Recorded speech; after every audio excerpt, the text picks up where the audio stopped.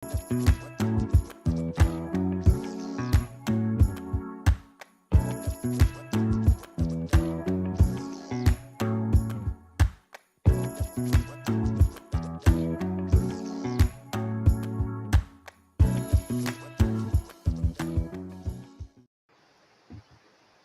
Jono. g'day. How you Good doing? to be back. I'm Man, I'm good, telling thanks, you. my friend. Had a good, well, the Christmas period, you had a bit of a break. So did I. Yeah. And we're about to head into the new year, but we wanted to squeeze in another show before 2023 because Ross, if, dear listeners, viewers, we know that there are a lot of you that are wanting to go on this coming Tanakh tour. And on this coming Tanakh tour, we're going to both Egypt and Jordan, and a second tour, which really is part of the Tanakh tour, but you have the option of doing one or the other or both in Israel. And the reason why I'm kicking off with this information is because there is a $100 early bird discount for both of those legs of the tour if you put your deposit down before 2023. So that's going to save you a couple of $100 if you want to do both legs. Yep. And hey, Timothy Thompson. G'day, Timothy Thompson. How are you, mate? Hello, Timothy. He just so he was with us. That's right. On both tours last November. And you want to come again, Timothy, don't you? Come on.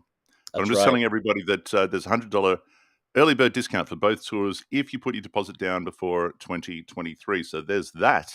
Time is ticking. What you're saying is time is ticking. Time is of the essence.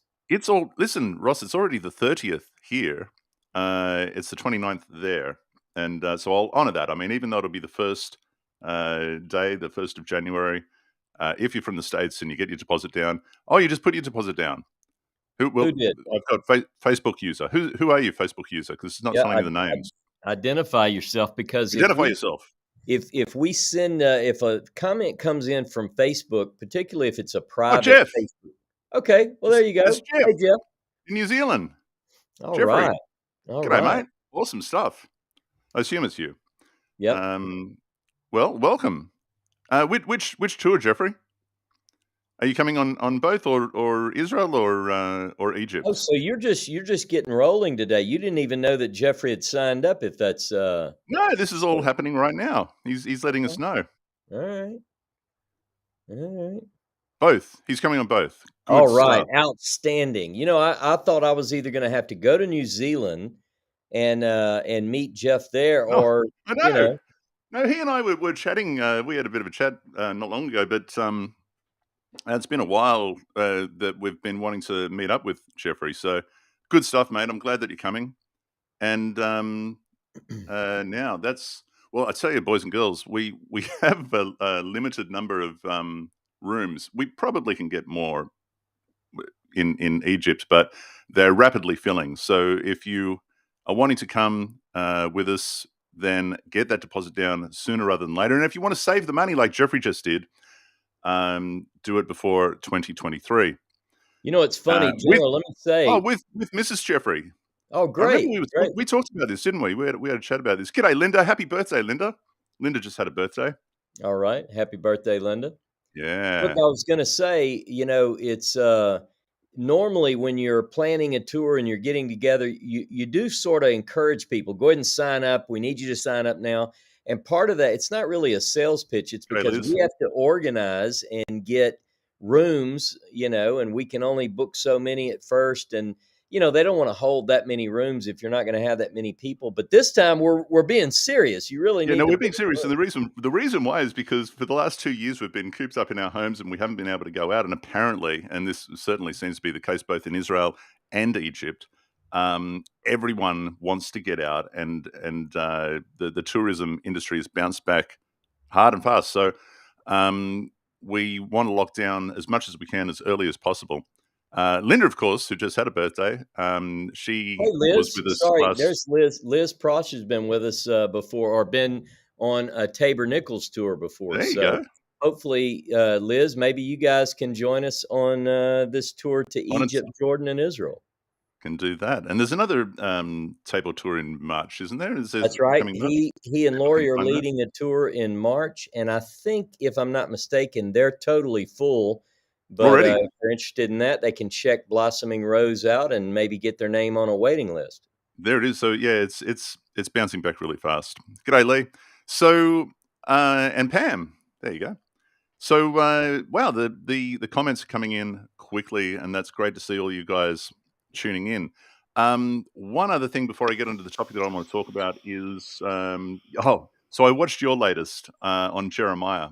I'm Yep. telling you, these are really good. Like I'm telling you, I'm telling the viewers as well, but these are really good. This is now episode 5 that you're doing on your Shabbat morning services, and um, they are gripping. Like the angle that you're taking and the case that you are making, it's very, very clear. It's thoroughly interesting. I find it riveting, and I can't wait for episode 6. I know it's getting a lot of views, but I'm just telling everybody, if you haven't been watching these, we're only 5 in, and you can They rip could through binge that. them.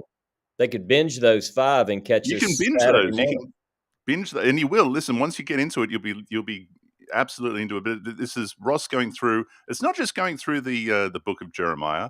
It's dissecting the book of Jeremiah and going into the history and talking about Josiah and Zedekiah and all of this stuff. It's just fascinating, Ross. You're doing an excellent job. Thank you. Thank you very much. And it's good material. You can't hardly mess it Really up. I good. mean, if you just read it. So that's what we do. No, I'm Hmm. excited about that. I'm also excited about, get this, Jono, Mm. Siloam. I am Oh, so I into know it. Siloam. And I'm telling people, if they call me or text me or email me, you have to do 2 things. You have to say, Ross, snap out of it. That's the first thing. You're not in 1880 anymore. You need to come into the current, because I am so into this 1880, actually the 19th century. It's unbelievable, man. It has pulled me in. It's back in the news, though, Ross. It's absolutely back That's in the just it. news. Yep. Now this is what I want to ask you about, because there's been an enormous amount of excitement and an enormous amount of frustration as well growing in regards to some of the claims that are coming out of Siloam at the moment. Yep. And there's many articles written on the topic, and I haven't had time to read them all, but you have. And this is also the topic that you're dealing with anyway. Yep. So I want to pick your brain about all of this. Um, just to remind the listeners, the Hezekiah's tunnel is Yep. part of what we're talking about here. We'll be doing that again in November when we get to Israel. When I say we, you will be going through, because it's only about that high, and so only Ross can lead people who are equally as tall as him You would, through. let me tell you this. If you would sit with me like you've done when you came here, when the Tylers brought you in, you stayed with me for a Yeah. few weeks.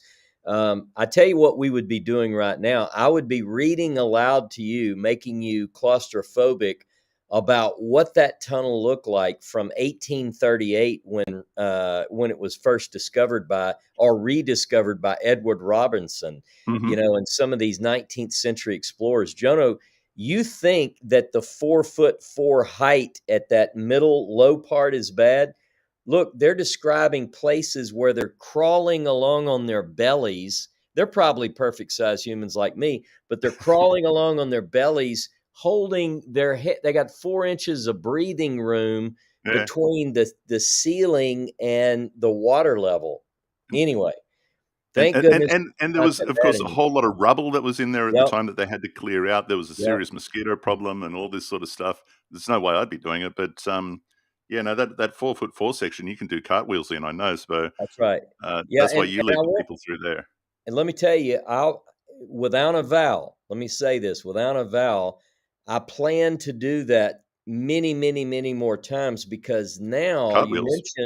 you mentioned that Siloam is in the news again. I want It to say is. one other thing before I get into that, but because of what I now have heard, I'm going through this thing even more carefully than ever. Mhm. Just this last trip, I talked to James. He wasn't, he had already gone home after our tour. And I was telling James about the time I went through on our tour.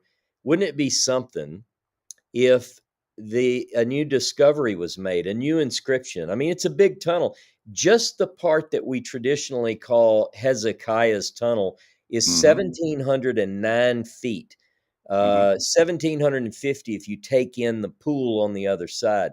But 1,709 feet, 500 and what, 55 meters or whatever. I mean, Mm. you can't tell me. I keep thinking there might be, what if there's something someone else has missed? That happens to be the claim. But let me just say, the reason I'm so into Siloam, and I feel like, it's almost, I would say providential. I mean, it's Mm-hmm. certainly coincidental, but I would even think it's providential that I'm working on. I give an Albright lecture in February, God willing, about the Siloam inscription, particularly the Siloam inscription, because I want to tie in. It's for a conference about the world of Conrad Schick. Mm-hmm. Conrad Schick and Shapiro work together. They'll hear all about that and read my article later. That's not what we're talking about tonight, but I'm already working on that. And then my new book that I'm working on deals Mm. primarily with the discovery, the decipherment, and the debate surrounding Siloam, Mm-hmm. particularly the Siloam inscription. And what does that mean? We have people that propose that it's tied to the biblical account of Hezekiah, who's preparing for war with the Assyrians. We'll get into all that. But here's the other thing. In the midst of all of that, you and I talk, every couple of days at least. Daniel Wright and I are on the phone all the time. The Tylers and I, Tabor and I, we're all talking about Siloam. People, when they Mm. call me, that's what they're because it's all I'm doing. But in the midst of that, we get a newly released announcement by Professor Galil out of Haifa University. He's the Mm-hmm. former chair of the Department of Jewish History. He's a Yep. brilliant guy. Mm. And he comes out just recently. He and Eli Shukran with the IAA have announced not one, not two, not three, not four, but five newly discovered and deciphered monumental inscriptions. Right. Now, Yep. let's just pause there for a second and just do a little bit of history here, because in recent months, only months ago, Yeah. Ross, we've talked about Gershon Galil before, Right. and certain finds that he's brought to light and spoken about. And scholars are still frustrated in these regards because they're still waiting for the detailed images and photos and so on and so forth. Now, those were the lead amulet that was found on what is understood to be Mount Ebal today, Right. Right. in what is understood to be the altar of Joshua. Right. They found this, and inside it is understood to say something to the effect of "Cursed, cursed, cursed, whoever you are, don't like you, hope you die, Yep. cursed, cursed by Yahoo," I think it says, Yeah. Yod for Hey Vav. you, and Right. Right. yeah. So there's that one, and then not long after that, it's back in Galil's back in the news again with another inscription in Jerusalem this time, saying something very similar about the governor of the city Yeah. at the time. The Jerusalem Okay. stone tablet inscription. Right. Mm-hmm. Mm-hmm. Which And is by the way, Eli Shukran is involved in that discovery as well. right. Eli Shukran, it was his work at the City of David, which has produced some remarkable finds already. So Mm, it's not like it's just, yeah, what are the chances? I mean, people say, well, they're finding bulla and ancient. Some of these discoveries have names of real personalities, but Eli Shukran, in some of his work, or he's part of the team mm, that uncovered this Jerusalem stone tablet inscription. He thought it might have letters. He wasn't sure. It's not, it's a little out of his field. He's an archaeologist, but he puts it aside. And just quickly, I know our viewers have you're right. seen some of this, but then he brings in Galil, and Professor Galil looks at it and reads it right away and says, "Yeah, Mhm, this is Proto-Canaanite script, and it's a curse. It's cursed, mm, cursed, etc." So yeah. now, go ahead. I'm sorry, I didn't mean to Well, jump no, in. yeah, Shukran's been there for, excavating, I think, for well over a decade, and, so and they've been working together, for the most part, is my understanding, and doing tours as well, by the way. And there's a book I understand that's coming out between the two of them, and maybe this is what we're waiting for. Maybe this is going to have all the images and the photographs and so on and so forth. But those two have still not. And correct me if I'm wrong, but I don't think that there's been all of the details offered to the academic community for peer review. Is that correct? Well, just to go back 1 second, I don't necessarily think that Eli Shukran is involved in the inscription at Eval. I don't know for sure if they work together on tours, but I do know that Oh, they oh that no, actually no, that's right. And I think Eli Shukron is doing a tour with someone else, but we can talk he, about he that is later. But he is doing a tour. I saw that he's busy doing a guy. tour with Saudi Arabia and Jebel Al Hmm. Lawz. That's right. Okay, That's right. but both of these figures are respectable in their fields, Hmm. and they have, for fact, teamed up on at least the last two major announcements of inscriptions that they have claimed have said since nothing less than the most sensational claims that you would hear in the biblical field. And to your point, the academic community, at least some, you have two different schools. One school says, wait a minute, you can't announce things the way that you did. You Mm. must, in order to fit into the academic community, you have to do it a certain way. And that involves a publication into an established journal, something reputable. Hmm. And that way you have peer review and you have the opportunity for scholars of very high stature, of very good skill sets, who can challenge that and scientifically prove or disprove your point. That has not Challenge or been agree. done. That has It not has been not done. been done to this point. Now, you use the word sensational claims, right? And Yeah, they certainly are sensational claims, and the latest is yeah, even more so. It appears to some scholars that he is taking advantage of the sensationalism of the claim, letting that you know do the rounds prior to the details being offered to the academic community. Um, it's frustrating because we're all here waiting to see the photographs. We want to see the paleographers are wanting to see the letters and analyze, and there's so much work that needs to be done. And if true, and it may well be true, yeah. all of these claims, it's very, very, very exciting. That's right. But when are we going to see the details, Ross? And what is the latest um, claims of discovery? Okay. The one thing you mentioned, I used the word sensational in an article. I want to read from this in a few minutes, but there was an article released in the Jerusalem Post about this particular latest claim. And the Hmm. title of the article, Jono, is Was Proof of Biblical Kings of Israel, Judah deciphered on Jerusalem rock inscriptions. And Hmm. Professor Galil makes this claim. He's quoted, let me just say, he's quoted by the Jerusalem Post writer as saying that this is one of the most important archaeological discoveries in Israel of all time. And Jono, I've read it. I know some of our viewers have probably read at least some of this as well. I would agree. I would agree that if this proves valid, if it stands, if his claims stand the test, then definitely it is one of the How most big? remarkable things ever. Now, I will say this as well. I do know scholars. There are 34 scholars, if I remember right, recently, just this week, have signed a letter expressing their frustration. They don't Mm, name Professor Galil. Again, he's a respected member of the academic community, and, mm, and they're very careful about, how do you phrase something. But they've made hints that one could easily surmise could be pointing towards the recent announcements by Professor Galil. But but be that as it may, there's another group of scholars, and I know some of these scholars, and here's what they usually say. They've told me on the phone, look, there is a way that we do these things, and he mm. didn't follow the way that we do these things. But you know what they say? We hope he's right. We hope he's right. Okay. Now, and I'll tell you some big name people that you might expect to have had their names on that frustrated list. Finkelstein isn't on there, you know?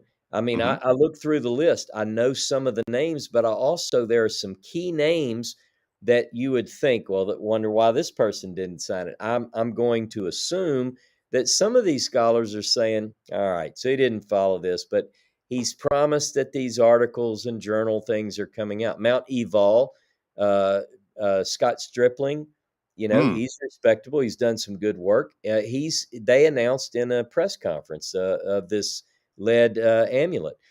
So what we have to do is there is a sense that we can't do anything about it. We cannot we can say we're not happy with the way it was done, but you know what? We're all in the same boat, waiting, anticipating, and hoping that Galil and Shukran are right. So We go are ahead. on the edge of our seat. We are on the edge Yep. of our seat, Ross, and Yep. because it is an incredible find if all of these things are true. And Stephen just said offered as a book, which I assume he means that it's he's going to let everything uh, be examined within this book that this publication that he'll have for sale, and I'm sure he'll do very well out of it. And if all of these claims are well substantiated, then he deserves to do well. And Yep. do we have any indication as to when this book is coming out? I actually asked the question on his Facebook page because what Hmm. he is claiming, at least in terms of the Hezekiah, see, I'm kind of getting ahead of myself, but as in terms of the latest expression, the latest find, he does claim that that will be forthcoming in his book, and I'm just Mm. scrolling to see if I can find quickly the name of his book, but it has something to do with the Hezekiah inscriptions. And if people will forgive me, we'll post the link.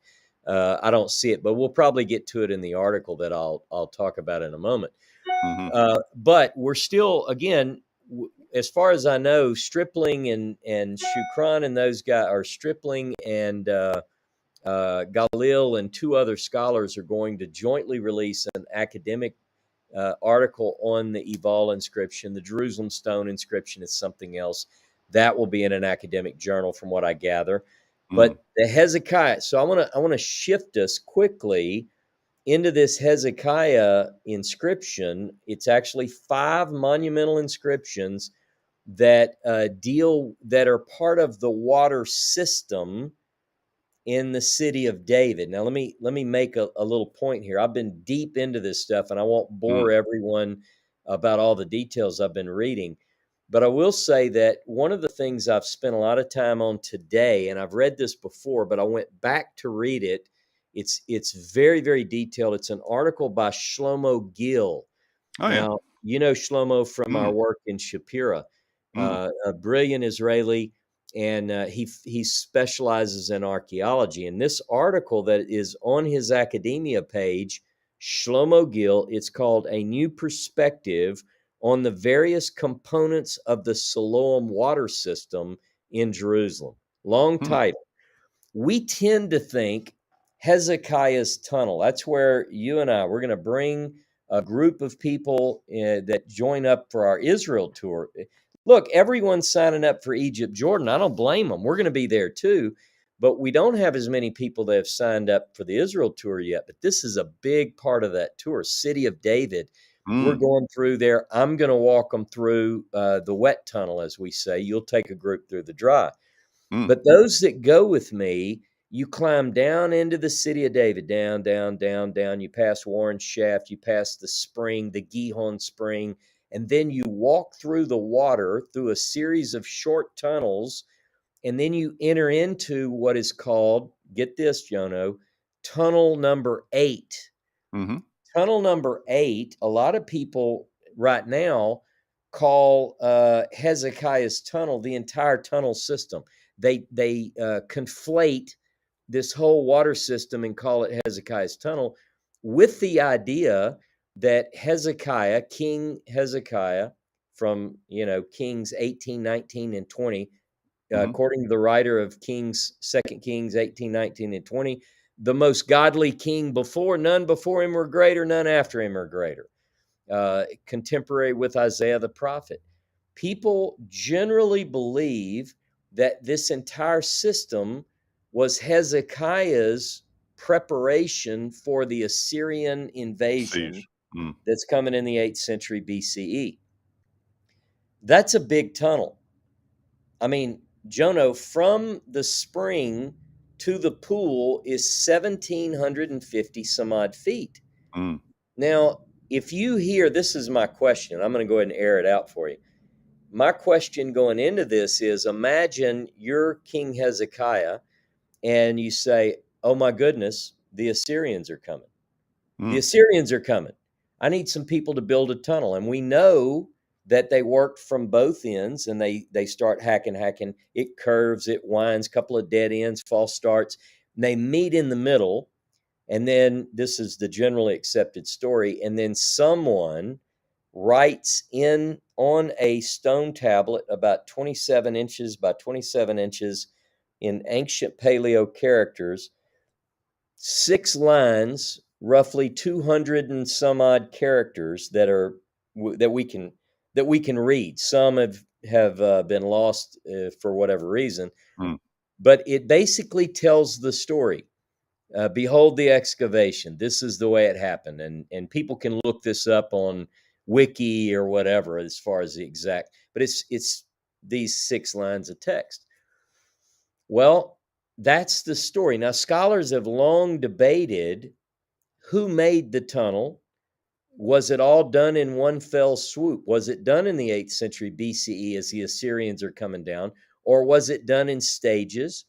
Eli Shukran has done work on that interpretive exercise, as well as Ronnie Reich and several other great scholars, archaeologists.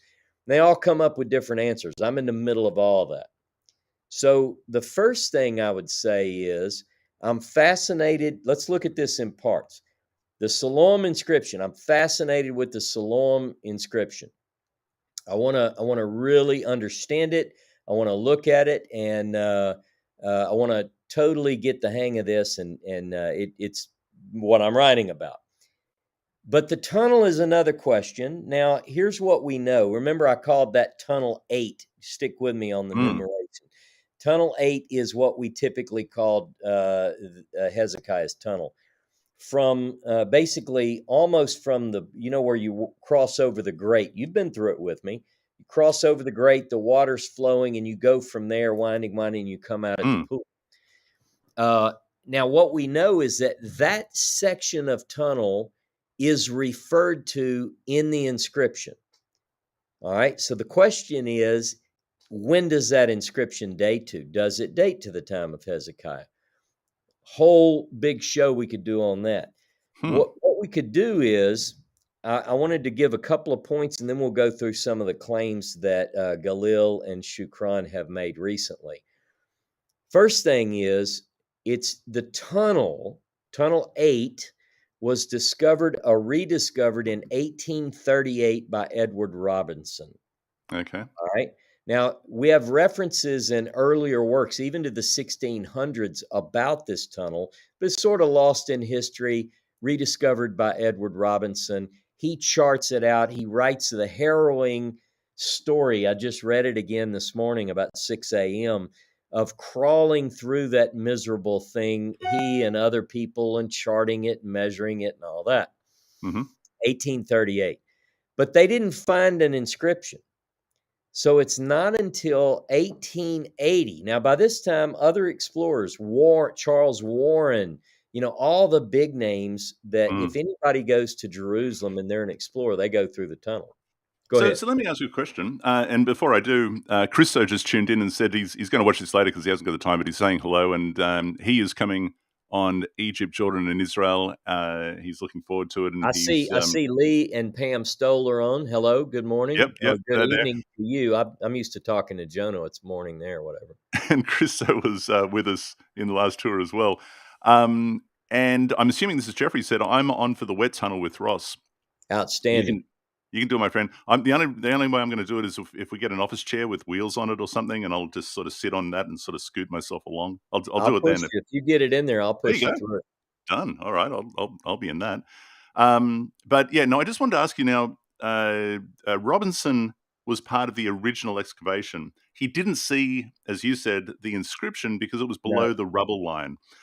So the inscription was discovered, as you said, in 1880. My question is, when was the, and I don't know if you know this, when was the rubble fully removed, and how long between the tunnel being fully excavated and the inscription being discovered? What was that period of time, I wonder?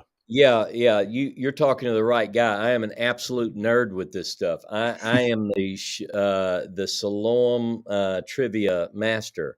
So no, but I can tell you, I am in the midst of learning all this, and I have dates floating around in my head. But I can tell you. So let's start with June of 1880. Quickly, the story. I know our viewers have seen some of this. Jacob Eliyahu, a young Jewish boy, is walking through. He is a student of, Jacob Eliyahu, later becomes Hmm. part of the American colony American because colony he's adopted by the becomes, Spaffords. On yeah, 9 Jacob July Stafford. 1883, he's adopted. How about that for trivia? Ah, well Uh, done. but but Jacob Eliyahu at the time was a student of Conrad Schick, Mm, and he fell in love with archaeology. Jacob Eliyahu did. He knew of the tunnel. They all knew of the tunnel, and there were already considerations that quite possibly this is the tunnel system that Hezekiah used to bring water into the city as the Assyrians were preparing to hmm. attack. So there was already that view by the 19th century. We don't know of it being any earlier, but we do know that. So he and another lad decide to start on either end. Uh, Samuel. Samuel Mm, starts on the north. Jacob begins on the south. Now, remember, they have to overcome fears and traditions and legends and myth and lore. There's a legend. The water, by the way, Jono, imagine as miserable as you were, the floor's not clean, it's full of rubble. The water rises at times when the spring begins to mm. put water forth. So, If the water was high enough, I'd be happy to get down in it and sort of, yeah, you salamander say my way that. through. You say that, but not in the beginning days. You wouldn't, because someone Probably like full of me, I leeches and might be able to. mosquitoes and Yeah, you'd be. Oh, it's bad. So yeah. anyway, so they're going through, and Sam gets nervous. He runs out. Whatever. Jacob, only 20 feet in from the southern end, stumbles. Now there are no lights in it to this day. You have to Mm, bring a flashlight, but they mm, had candles. Jacob stumbles on his way. As he picks himself up, the accounts that I've read said he feels on the wall. He's trying to claw his way up, and he feels that there's something going on in the side. It feels smooth, but mm. he also feels what he thinks might be, gets his light. It looks like ancient writing. Again, Robinson, Warren, all these guys have been through it, but they're not. The chance of you finding it. Well, So this is my he, point. This is yeah, my point because if let's say so did you say when it was fully excavated? I mean, yeah. um, So Schick begins to work on it. yeah. By the way, this is the summer. He gets sick and he can't do a lot. But by the winter months, he's Mm, already working on it. So by February, he's able to break some of the blockages on the southern end, allowing the water to flow from the spring through the tunnel. Still, he's got to work for months and months to get it to the point where it's more and passable. again, sorry to make you repeat yourself, but what year Yep. was that? 1880, summer of 1880. It's found by And this. Yeah. and once that was done, just to get this straight in my head, so, Eli, um, Jacob Eliyahu went through that after Schick had cleared? No, no, no, Before? no, Oh, I no, see, I see. no. So Jacob Okay. Eliyahu, June of 1880 is when this discovery takes place. It's in its bad shape at that time. These are just brave kids. He's 16 Mm, years old. It's like one kid, hey, bro, you want to go through there? Yeah, let's do it. But there were rumors, the water rising and falling. Some of the mm, local, more mystical types believed that it was because there was a dragon who would pull in like a genie lived in there, and a dragon would pull the water into its belly and spew it out, and Mm. all kind of craziness. So they had to get over all Well, the fear you factor. had an interesting encounter last time you were in there. What was that? I don't remember. Don't you remember the Oh yeah, little yeah, kids, little crazy yeah. little kids came running in from the opposite end and What I'm going started. to tell you what I think that was now. Hold on, Really? I'll get to that. You got a Remind theory on me that? about the little children. All right. So anyway, from the discovery, almost immediately, Schick notifies the German scholarships, that he knows the scholars in German and the German Mhm. Association for Palestinian Studies. He notifies after the Germans, shortly thereafter, he notifies the British at the PEF. Mm. And he, first of all, when he first is told about it by Jacob says, "Hey, Headmaster Schick, I'm sorry to let you know, but I skipped class, Sam and I went through the tunnel and I fell. But the good news is this: I found an inscription. I think Schick runs down there. They get in there, they climb in, and they do. He says this is Phoenician. Mm. So his first letter to the Germans and to the PEF, which is later published, is about the Phoenician inscription on the Siloam tunnel wall. And so, but it was, you couldn't read it. Mm. It's covered in silicate. And by the way, he says, I bet there are maybe 10 lines on it. Now remember, I said 6, but the water line is up above the bottom of the tablet. Mm. So until he's able to clear it out. So in his first letter, he tells the scholarship teams in Germany and Britain, we need to get this drained out, and I'll be happy to do it. What do you? Sorry to interrupt, but, Yeah. you said that, Jacob Eliyahu told Schick and they ran down to the tunnel, and as soon as you said that, I thought, "I'm pretty sure Schick didn't run anywhere." Daniel just came on and said, "Conrad Schick, he never ran anywhere." I Yeah, don't know. I if you bet he trotted. I bet he trotted it when he heard this. he doesn't look So like the running type. G'day, yeah, Daniel. but we have to assume that he's pretty excited. So he writes the letter and says, "Hey, this is what I think." But he proposes that you're going to have to clear the tunnel to allow water to flow to get the water level down, because what you have to Mm. do is you have to take a squeeze. Now, a squeeze involves taking a piece of paper, pressing it onto the inscription, Mhm. which is going, this wet paper is going, you push it into the crevices of the letters and you let it dry, and then you pull it off the wall or the lapidary item, the stone, whatever, and Mm. then you can read a reverse image of it. That's Mm. the goal of a squeeze. But the problem, Jono, is the letters are small. They're only about an inch. But not only that, but they're not deeply engraved into the wall. Mm. So you have to clean it first, because the first attempt to make a squeeze was an utter failure. You couldn't hardly read anything. Now remind me, Even was that Guter that came and worked on the, cleaning process That's right. with That's acids? right. He Yeah. comes later, but initially it's Mm. only Schick. He's just letting the Germans and the British know. But later, and I won't get into all the details of how they got it cleaned, but they progressively made it better and better in an attempt to get a good squeeze, a good impression, so that they could tell what it means. And that's primarily Schick and Gute working together on that. Yep. And as we've talked about before, it was Shapira who first rendered an accurate, reading of the text, Yep. for which he never really got proper, credit. That's right. That's right. Just quickly, Stephen said, "I see it said the North crew cut square corners while the second crew cut an arched top to the tunnel." Is that right? Well, there's a lot about that we're still trying to figure out. Good point, Stephen. But we see, there are various interpretations of what is down there, who did I'll tell what you now, and Ross, I when, think and the North crew were taller than the South crew. That's no, yeah. no, no, the South crew was taller. That's right. Well, what you have is you have it very high from floor to top From the of South end. the tunnel. You have a lot of distance there, but the Mm. reason that's the way it is it wasn't that they stood on stilts to get the top so high. They were starting there and worked their way down until they made a level. And believe me, when I say level, we're talking 1,709.8 feet, and it's at a 0.06 grade. I mean, this is like engineering feat off the chart. It really is. It really, Yeah, really is. it's like really, really off the chart. So there's a lot that we have to deal with that. But let me just say, let's get to the inscription part.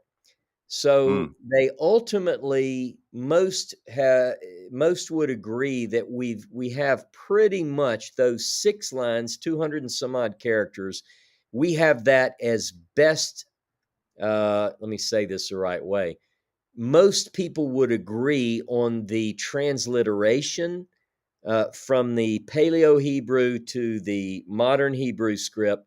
Most people would say the transcription is as accurate as you can get it, given that in 1890 it was chiseled from the wall and shipped to the museum in Constantinople, which is Istanbul now. That's where it is But today. be that By as it Selim may, Okari. that's part of the book too. So we'll get into all those details. But we based because of Goethe, Hermann Goethe's work. He had read a book that was just published the year he went to Israel to work on this, among other work in the city of David. There was just a book published on how to make an accurate squeeze, a mechanical rendering that would bring out the best squeeze. So he learned that you can treat the surface with diluted hydrochloric acid, which is what he did. And big debate comes about because of that. It was a new technology, believe it or not. You get the best transcription.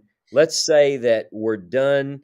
Now, from the time, basically from the time that Goethe begins to publish his work, and by the way, these people are still publishing papers on the Siloam inscription and Hezekiah's tunnel, et cetera, et cetera. But what we get is people are all agreed. There's 6 lines. The tablet it's actually almost framed the wall. Most believe that the tablet, the wall surface was smoothed in this one little section, 19 to 20 feet from the southern entrance.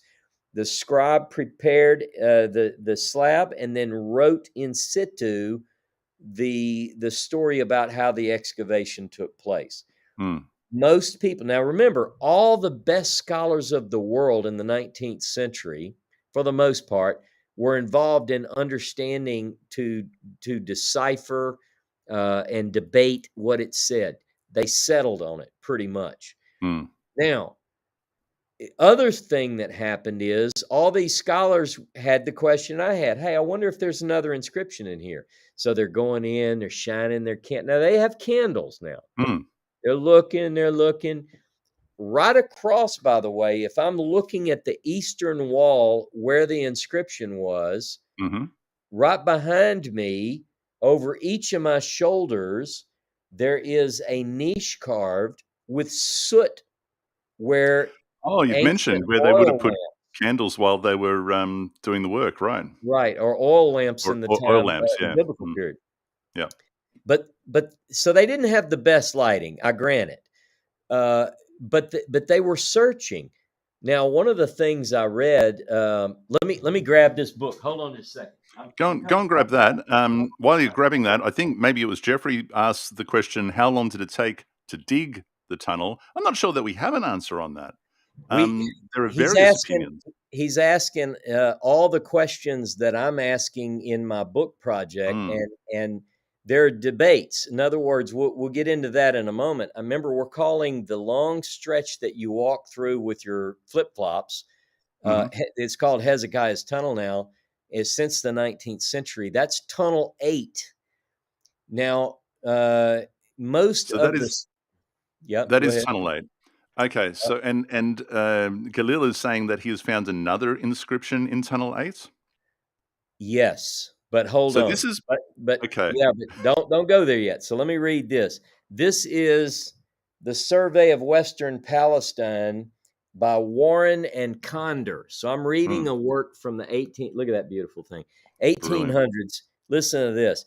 Now, this is dated November 22nd, 1881, the date Mm-hmm. about Mm-hmm. which I'm reading. On our second visit, we remained 4 hours in the tunnel. Now, he's been in this thing day after day. This is this visit on the 22nd. Inspected both walls very carefully from the northern entrance, that's where you and I go in today, Mm. to the place where we now suppose the junction of the two working parties to have occurred. I think we may state with confidence that there is no tablet similar to that now famous to be found in any other part of the tunnel, and that there is no other inscription. There is indeed no place fitted like that where the existing tablet has been found, because the tunnel is quite dark except at the mouth, and is for the greater part of its length so low, right, Jono, that it would be extremely difficult and often impossible to carve an inscription. Now, Mm. this is Condor, the famous Mm. military scholar. He said, this is his opinion, no other inscriptions in the tunnel. Guta looked, Warren, all these guys are looking, and say Archibald Sayce, they're all looking and they don't see it. And again, they got a candle. Mm. So did they miss it? Now, think about the most brilliant minds of the 19th century, and they're looking at a place 27 inches, roughly 27 inches square, 2 feet by 2 feet, roughly. And look, if even me, I'm 5'8", and the top of the inscription is about right here, so it's perfect. Mm.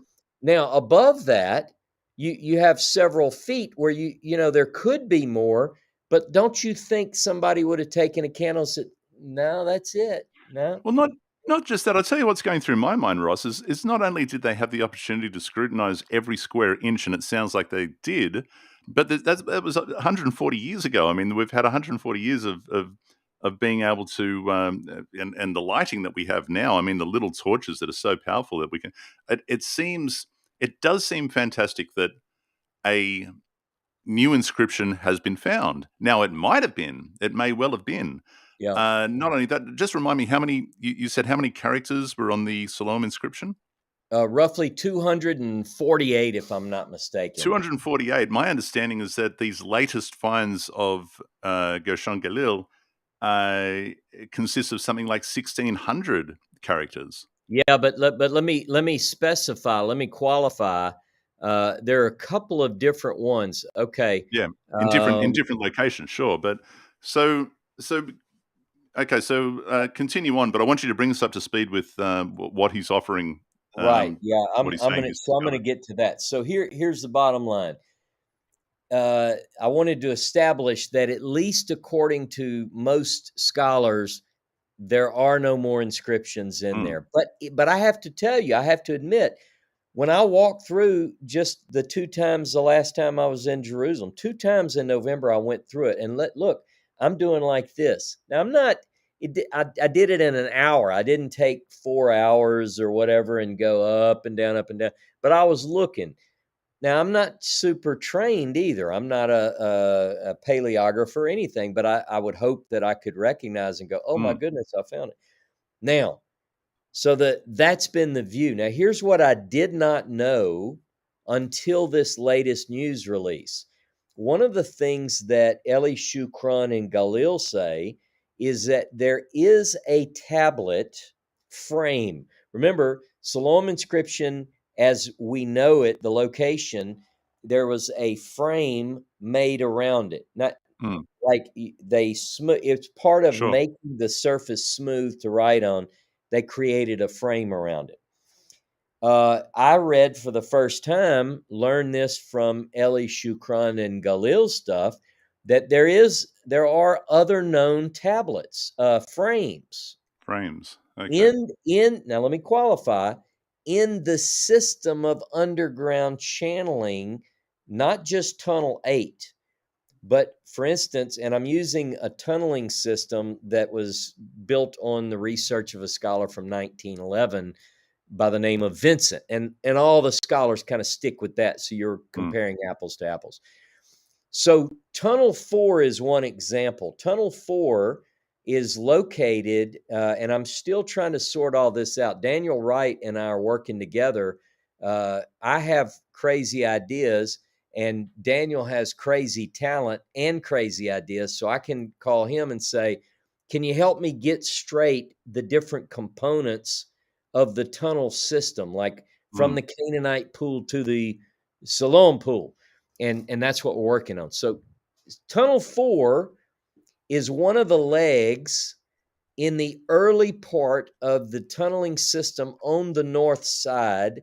It's associated with the Canaanite pool and the Gihon, the Canaanite pool. This is my understanding now. I'm still trying to sort out maps versus nomenclature, that kind of thing. But evidently, I've not seen it. You can't get to this unless you're somebody like Eli Shukran and Galil, who can gain access because of their connections with the IAA and the Israeli academic community. This tablet has been known about since the early 20th century. But you know what everybody says? They look at it and they go, no writing on that. Turns out, according to Galil and Shukran, there's writing after all. Now, I'm going to talk about what that says in a minute, but I'm going to run us back through the tunnel. So we're in the north. I want you to go with me. We're running 1200. While you're running back through the tunnel, Yep. g'day to Dave. Dave says I'm joining late. Actually, we started early, Dave. Sorry about that, but there's that. Yeah, that's The other right. thing is, just quickly, because you brought this to my attention, and we've been talking up this for quite a while. Yeah. And map 9 at the back, if you've got it, boys and girls, has a reasonable map there of the area that we're talking about. Go ahead. We've run back through the tunnel, Ross. We've run back through the tunnel. We're now approaching. We're headed north to South Jono. You've gone 1,000, 1,100, 1,200, 14, 15. We're almost at the end of the 1,700 feet. We're 20 feet shy of the end of the southern end. And I say, stop. We look to the left. We're looking at the eastern wall where the Siloam inscription replica is on the wall. According to Galil, the replica is about, I didn't measure it, but by golly, I'm going to do it next time. It's north of the place where the Siloam inscription was discovered by about 2.5 feet, 3 feet. On the eastern wall, there is a replica. Some people don't even know it's there. They go for the water ride and don't even know what the whole thing's about. But if you stop there, so the other day I put a picture of myself pointing at the Siloam inscription. Now, this was after the announcement that 5 inscriptions were discovered in the channels and water ground systems in Siloam. Galil wrote me and said, nice picture, look closely. He suggests that get this, Jono, behind the replica is put on the wall, and if you could pry that off, you could, and even on the outside edges, Galil, now he's trained to do, this is what he does. He says he sees ancient paleo writing right there. So I call my buddies that were on the tour with us, Derek Lambert and Neil Sinlak, 2 YouTube friends of ours. Most people know them as Vision and Gnostic Informant. I said, dude, get your pictures out that you took of us in that tunnel. Send me the highest quality you can. So I'm in the process of looking at those right now. Now, let me just ask you about that, because okay, so it was chiseled off in 1990. In 1890, it was sent over to Turkey. This inscription, it's still there today in the museum. And what I'm understanding from you is that there was a perhaps, I don't know, a fiberglass replica placed over where that was.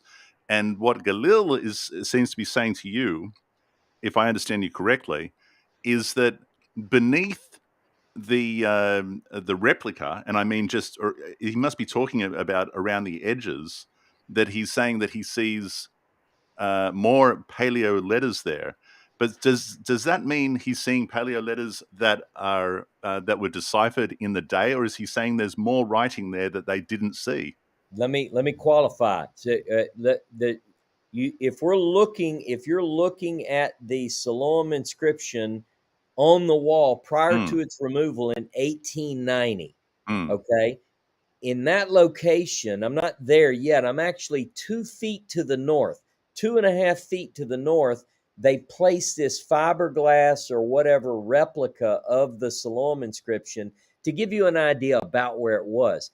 He's Right. saying that underneath that. So imagine in 1880, 1881, 82, 83, 84, 85, 86, 87, 88, they're looking all around 2 feet over to the south. They're 2 feet to the south and they're searching the wall. They don't see anything. If they would, it gets better. The story gets better. Hang on. If they would have just said, look, there's some more letters right there. Oh, my goodness. It's like they didn't even do it, but they just had candles. Maybe they didn't see it.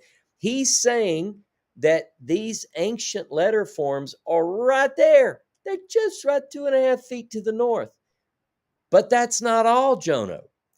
He says this. Okay, you got to file that away. I know the way I know that look. You want to ask more questions. You can't yet. I do. We don't have time. You keep going. I know. I'm just going to tell you a couple more things. So now if you go back to the site, it's 1880 to 1889. You're looking at the Siloam inscription. It's still on the wall.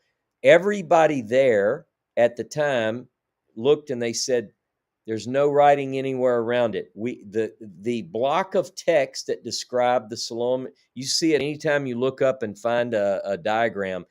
6 lines of text, 200 some odd characters.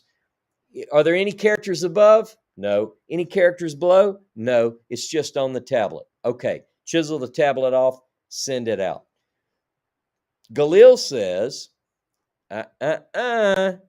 you missed half the writing. So here's what he's saying he sees, as I understand it. And he might be watching. If he is, welcome, Professor Galil. But what I'm understanding him to say, now everybody notice this. The tablet represents this much space on the wall. My hand is the tablet.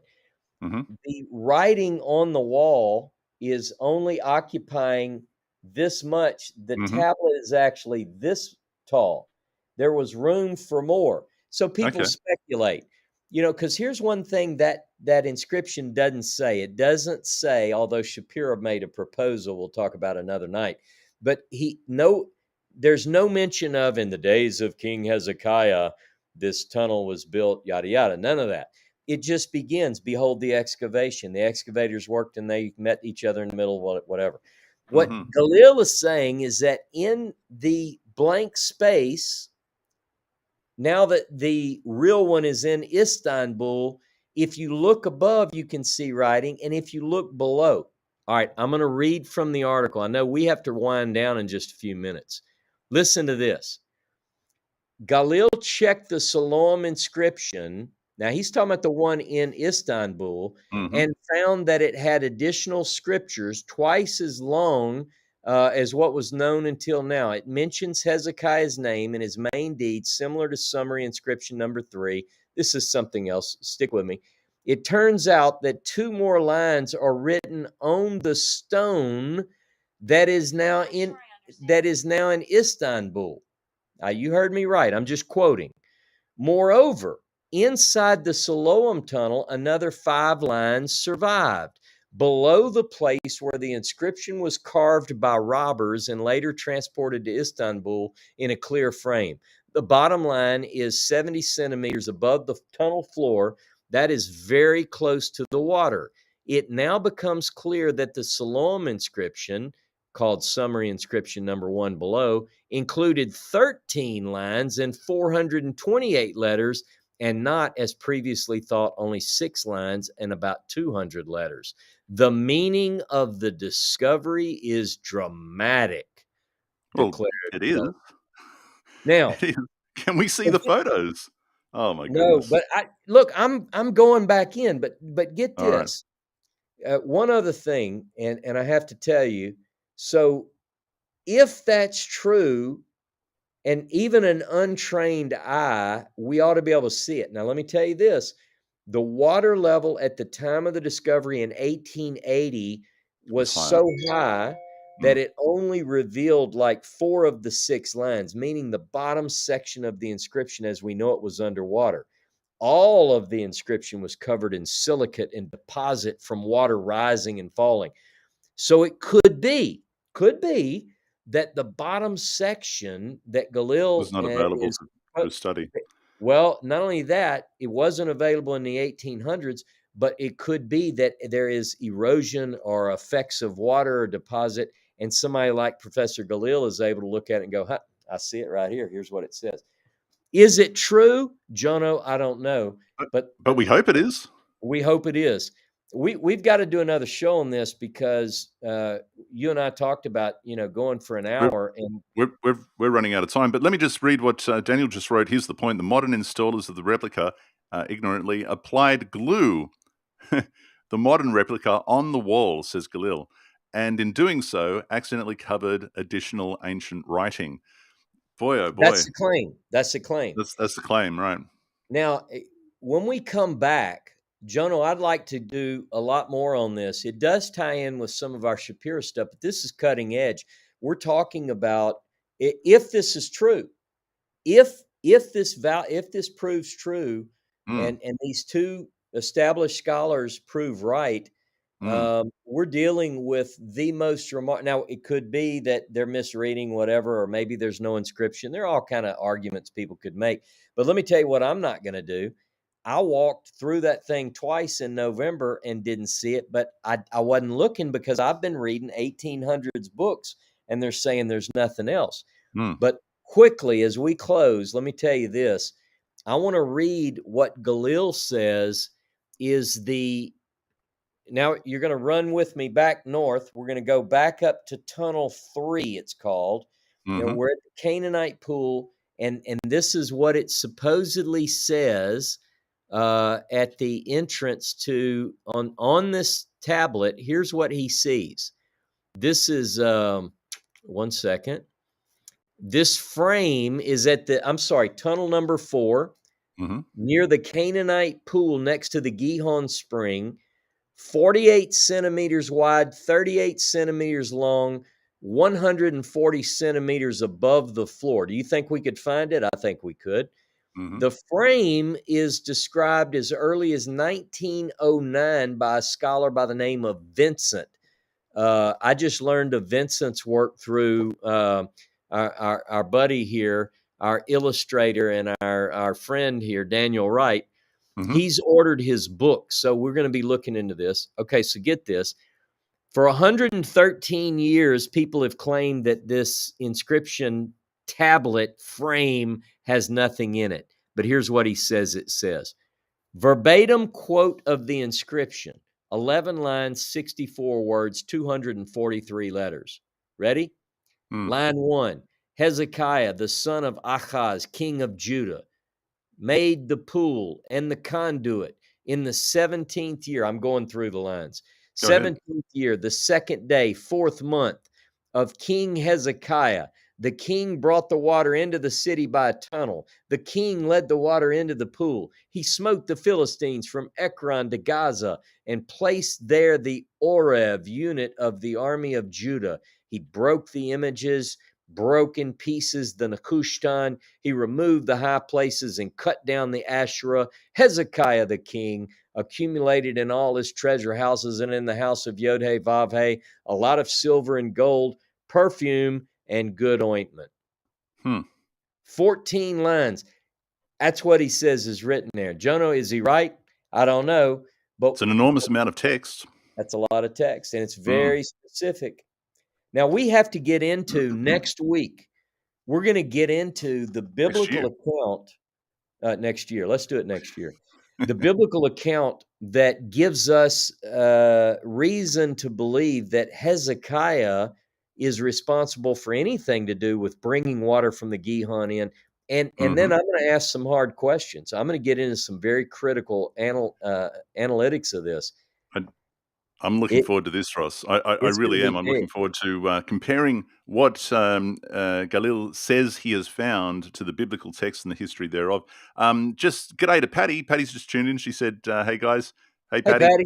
And now, before we go though, but you said before, right at the beginning of the show, you were going to tell us what you thought was going on with these little demon children Oh yeah, oh yeah, that yeah. you Okay. encountered in the So tunnel. These little it horror was movie really kids. strange, and it's on video. I'm standing there and I'm explaining to a You group, got a and video of this? I haven't huh? seen the video. Oh yeah, yeah. It's been I want to posted. see the I didn't video. post it. I think, if I'm not mistaken, it's the one that Myth Vision just posted, and it Yeah, I might want be to see that. behind a paywall. But Myth Vision just posted a video of us going through. Anyway, I'm standing there, and two little boys come running, two little Arab chaps, They come running and in from the south end, right? from the South. Hmm. Yeah. So they run in and they're just going on and on and on. They're in my Arabic, even my conversational Hebrew is pitiful. So I don't know what they're saying, but they're pointing at the replica. I'm standing there telling about the replica, about the Siloam inscription, and here is where the light was shining. And these Yep. little boys are going, and they're running and pointing and pointing and pointing. And I think I wish they would just leave because we're trying to make a video here. Now I have to wonder, they might have been saying, "Hey, grandpa, look behind their letters here." Who knows? They might have been telling me. I don't know. Maybe But it they're up on was the story, and maybe that's what they were doing. Hey, listen, maybe get the so. video and send it to what's our guide Uh, in well, I Jordan. can either ask Aladdin or I can Mm, ask, it could have been Hebrew. I just didn't recognize. I was just frustrated because I'm trying to I'd tell a love to story, know what they were saying. but I'd I love to know. wonder, what they were saying. Yeah. You know, Ramon just said Shabbat Shalom. Of course, yeah, it's Friday here already in Australia. So, yeah, Shabbat Shalom to everybody. Thursday night where you are, but it's coming. That is our show. I'm looking forward to next year, next week, and Yep. discussing this further because I know that you've got a lot of interesting and controversial stuff to tell us. So tune in this time next week, dear viewers. That's right. And if people want to join me this coming Shabbat Saturday at 10:30 a.m. Central Time on United Israel, I'll be teaching. They can also find me on my personal YouTube channel Saturday morning 10:30 Central for class number 6. Mm, Class number 6. So I'm you looking forward to guys that have too. a beautiful, beautiful weekend. And Jono, I look forward to seeing you next year, man. Yeah, Patty just said 2023 is going to be exciting. I have no doubt. I have no doubt it will be, especially if these inscriptions are the real deal. Yep. There's a lot that we can talk about in regards to that, particularly in relation to the Shapira scroll as That's well. right. That's right. All right, and we've been talking about getting back into the text of that document. Looking forward to doing that, but this really is the center stage at the moment. So we'll continue here just for a little longer. All right, my friends, catch you later on. Join the Tanakh tour once again. You've only got a couple of days to I know it. take Yeah, look advantage at of this. the I'm early gonna put bird the link discount. up. I'm putting the There it link is. up, Tono. So TanakTours.com. www.tanaktours.com, TANAKH tours.com. Early bird discount available all through 2022. Goes away in 2023. Take advantage Man. of a while now and get your deposit down. Congratulations to Jeff. And good night and good day, Jeffrey and says his Patty. wife are coming, so that's Jeff and good. his Yeah, wife, we're Jeff and Mrs. Jeff. Looking forward to meeting you guys. And that is it. Okay. Catch you later on. hey, shalom, shalom.